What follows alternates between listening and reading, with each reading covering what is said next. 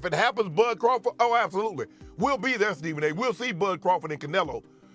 And I want to see that fight. But I would rather see him fight Benavidez. I agree with you. Landing punches, like just the whole stat. Crawford is leading.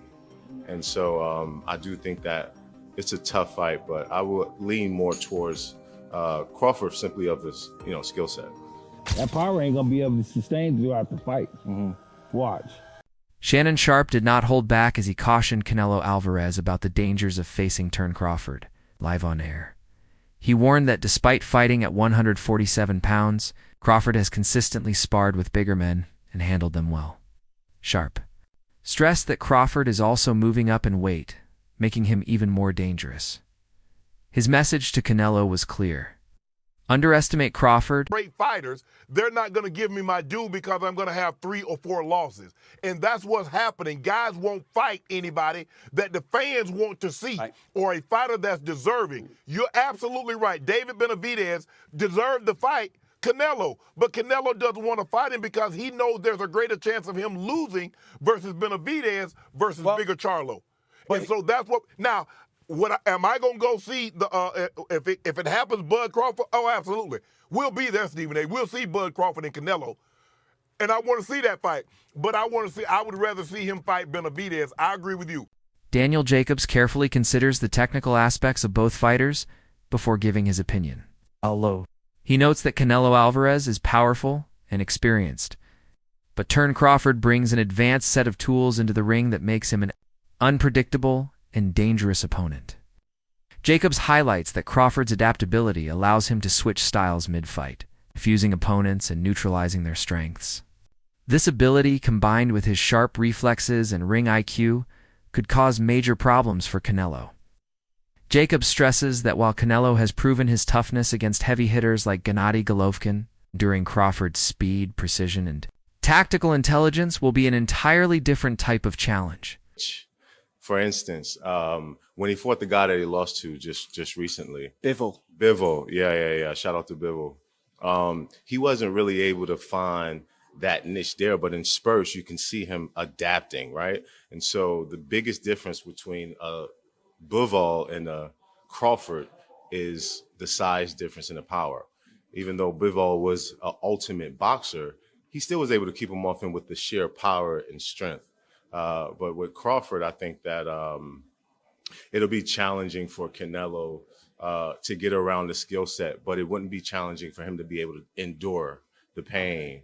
And so that's what Canelo, because the mindset too is, if you can't hurt me, no matter what you do, I'm going to keep coming forward. So if Canelo could adapt that mindset, take the shots, because he's going to be throwing, and if you look at the stats too, in terms of punch output, in terms of landing punches, like just the whole stat, Crawford is leading. And so I do think that it's a tough fight, but I will lean more towards Crawford simply of his, skill set.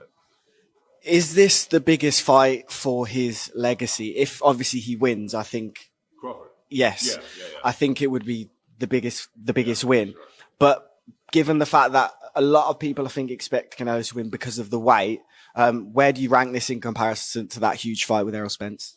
So if Canelo wins, it would be one of his most top tier wins, but it would also be expected. So I don't know if it would take the umph off of it, rather the other way around, because of the size difference and what all Canelo has been accomplishing for the last however many years, Oladipo explains that Crawford has a special quality that separates him from most fighters: the ability to inflict damage in ways that are not purely dependent on brute force. He believes Crawford's timing and accuracy allow him to land shots that opponents never see coming, making them more damaging than they appear on the surface. According to Olado, this quality is precisely why he favors Crawford in a matchup against Canelo. He argues that Alvarez, though durable, can be outmaneuvered by fighters who maintain discipline and avoid being drawn into slugfests.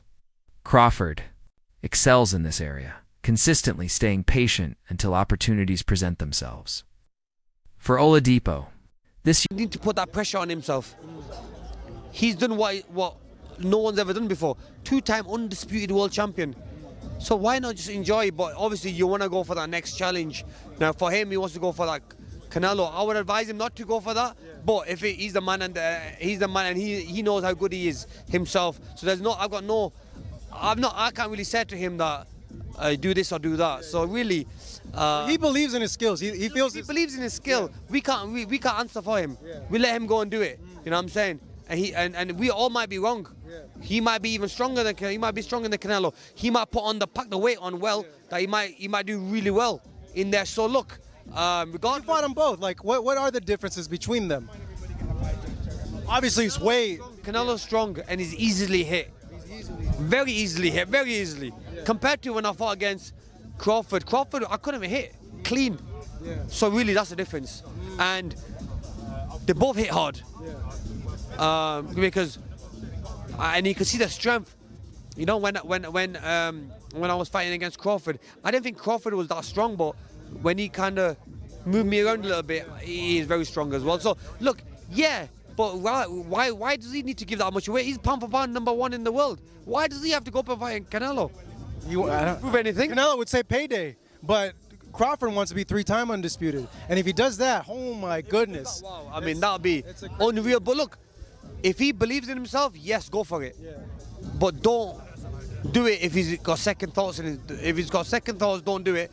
If he has to be 100% confident, and listen, I'll even go and help him for that if I have to. You know what I mean? Because look, I love Crawford. I think he's a lovely guy. Because I got to know him when I trained with him, away from the boxing ring, away from boxing, and the guy's he's a diamond. You know what I mean? So if I can help him in any way, I'd love to do that. But look, but if I was him, just enjoy what you've got now, and don't take no risks. Boozy Ennis praises Crawford's efficiency inside the ring, pointing out that every punch he throws has a clear purpose. Please subscribe my YouTube channel, Boxing Fight Scope, for latest news of boxing.